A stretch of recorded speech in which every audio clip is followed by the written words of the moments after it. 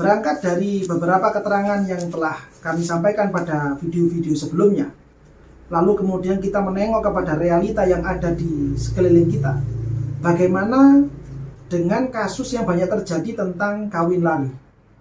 Biasanya atau rata-rata mereka yang melakukan kawin lari ini, pihak perempuan tidak direstui oleh ayahnya, tidak direstui oleh bapaknya ketika mau menikah dengan laki-laki pilihannya dia sendiri.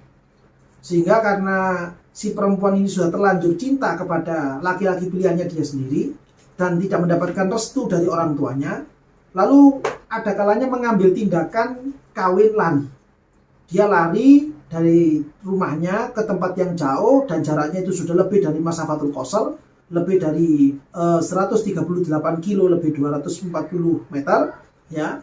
Lalu kemudian di sana mereka mencari wali muhakkam, orang yang mereka pilih sendiri untuk menikahkan mereka berdua. Bagaimana kemudian kasus-kasus yang seperti ini? Kembali kepada seperti apa yang telah kita ulas dari keterangan-keterangan yang ada di dalam kitab Bughyatul Mustarsyidin tentang wali muhakkam ataupun wali hakim. Secara teori, wali muhakkam ketika dia tarafnya adalah orang yang faqih dan kemudian pihak hakim yang dipilih pemerintah di daerah tersebut tidak memenuhi syarat sebagai seorang mujtahid, maka sebenarnya wali muhakkam yang faqih ini boleh menikahkan. Cuman ketentuan boleh menikahkannya ini jangan kemudian ditelan mentah-mentah, jangan ditelan bulat-bulat boleh begitu saja. Karena ketika kita itu merujuk pada keterangan yang lain tentang pernikahannya wali hakim, bukan wali muhakkam, wali hakim yang menikahkan laki-laki perempuan, ya, dengan pengakuan bahwa sudah diberikan izin oleh wali khosnya, itu ternyata tidak bisa menjadi sah kecuali wali hakim ini harus mendapatkan bukti bahwa betul-betul telah direstui oleh pihak wali khosnya.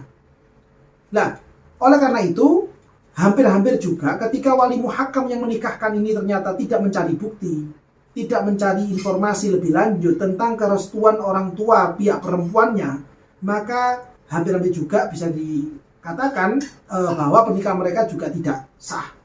Walaupun sudah dinikahkan oleh wali muhakkam yang tarafnya itu adalah faqih dan di daerah tersebut tidak ada hakim yang mencapai taraf seorang mujtahid.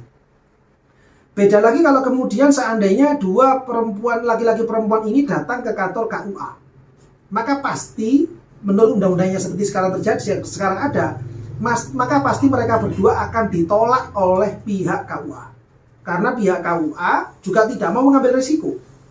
Mesti mereka akan mencari bukti tanda tangan, fotokopi KK, fotokopi KTP, akte dan seterusnya tentang kerestuan atau persetujuan dari pihak wali khos.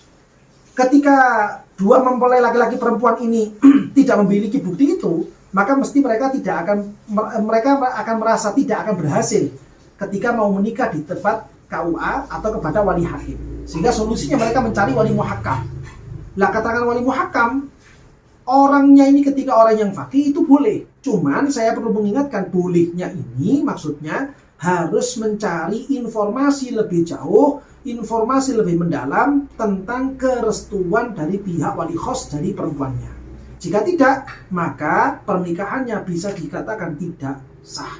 Nah, mudah-mudahan dari keterangan ini kita bisa lebih waspada lagi terhadap keluarga kita masing-masing, sehingga mudah-mudahan keluarga kita, terutama orang-orang yang perempuan-perempuan di antara keluarga kita, diberikan keselamatan dan dijaga oleh Allah Subhanahu wa taala dari kenakalan-kenakalan laki-laki yang tidak bertanggung jawab atau hanya sebatas mengikuti kemauan nafsu cinta sementara belaka.